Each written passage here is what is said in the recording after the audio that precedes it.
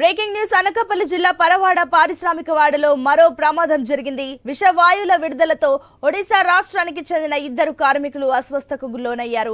Rakshit drugs private limited పరిశ్రమలో production black 1లో hydrogen sulphate వాయువులు విడుదలయ్యి ప్రమాదం జరిగింది. కార్మికులను ఆసుపత్రికి తరలించారు. మెరుగైన వైద్యం అందించి ప్రమాదంపై సమగ్ర విచారణ జరపాలని pharma city staff and workers union అధ్యక్షులు గనిశెట్టి సత్యనారాయణ డిమాండ్ చేశారు. పరిశ్రమల్లో భద్రతా చర్యలు పటిష్టంగా ఉండాలని చెప్పారు. రైట్, ఇదే అంశానికి సంబంధించి మరిన్ని డీటెయిల్స్ మా కరెస్పాండెంట్ రాజు అందిస్తారు. రాజు, ఈ ప్రమాదానికి గల కారణాలు ఏంటి? దీనికి సంబంధించిన డీటెయిల్స్ ఏంటి? సునీత, ఏదైతే అనకాపల్లి జిల్లా పరవాడ మండలంలో ఉన్నటువంటి జవహర్ లాల్ నెహ్రూ ఫార్మాసిటీ కంపెనీస్ ఫార్మాసిటీలో ఈ రోజు అయితే తెల్లవారుజామున రక్షిత డ్రగ్స్ ప్రైవేట్ లిమిటెడ్ కంపెనీలో ప్రమాదం అయితే చోటు చేసుకుంది.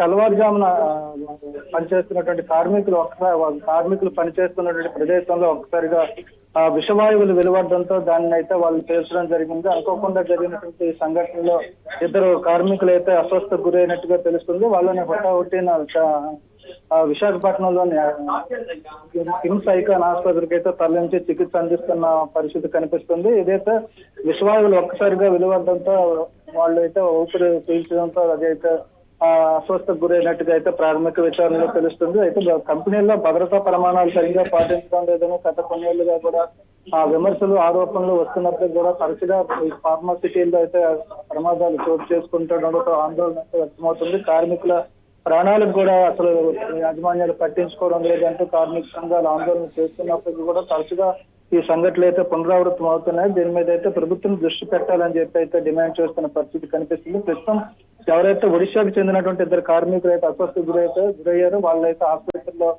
చికిత్స పొందుతున్నట్టు తెలుస్తుంది. వాళ్ళ పరిస్థితి అయితే ఎలా ఉందనేది అయితే వెలుగులోకి రావడం లేదు.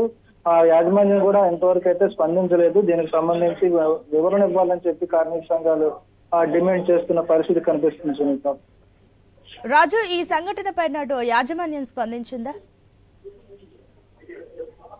లేదు సునీత, ఇంత వరకు కూడా చూసుకుంటే యాజమాన్యం అయితే స్పందించలేదు. ప్రమాదం జరిగిన సమయంలో అక్కడ ఉన్నటువంటి షిఫ్ట్ సూపర్వైజర్ అదేవిధంగా కంపెనీకి సంబంధించినటువంటి సిబ్బంది అయితే వీళ్ళని ఇద్దరు ఎవరైతే అస్వస్థకు గురయ్యారో వాళ్ళనైతే ఆసుపత్రికి తరలించినట్టుగా తెలుస్తుంది. అక్కడ ప్రస్తుతం అయితే చికిత్స అందిస్తున్న పరిస్థితి. యాజమాన్యం అయితే ఇంతవరకు స్పందించలేదు. దీనికి సంబంధించి కూడా ప్రభుత్వం స్పందించి వివరణ కోరితే తప్పితే యాజమాన్యాలు స్పందించే పరిస్థితులు అయితే కనబడడం లేదు. ఎందుకంటే గతంలో కూడా చూసాం, చాలా మంది 11 మంది చనిపోయినప్పుడు కానీ 4 చనిపోయిన సంఘటనలు కూడా చోటు చేసుకున్న సందర్భంలో కూడా యాజమాన్యం అయితే కనీసం పట్టించుకోకపోవడం, ఆ సందర్భంలో ప్రభుత్వం కూడా సీరియస్ అవడం అయిన సందర్భాలను చూసాం.